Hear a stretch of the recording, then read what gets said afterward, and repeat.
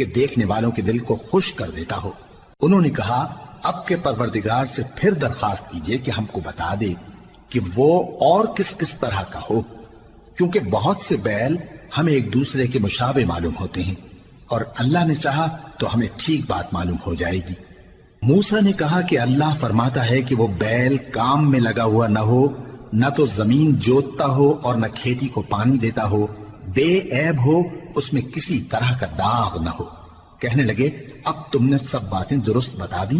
غرض بڑی مشکل سے انہوں نے اس بیل کو ذبح کیا، جبکہ وہ ایسا کرنے والے لگتے نہ تھے۔ اور جب تم نے ایک شخص کو قتل کیا تو اس میں باہم جھگڑنے لگے، حالانکہ جو بات تم چھپا رہے تھے اللہ اس کو ظاہر کرنے والا تھا۔ چنانچہ ہم نے کہا کہ اس بیل کا کوئی سا ٹکڑا مقتول کو مارو، اس طرح اللہ مردوں کو زندہ کرتا ہے اور تم کو اپنی قدرت کی نشانیاں دکھاتا ہے تاکہ تم سمجھو۔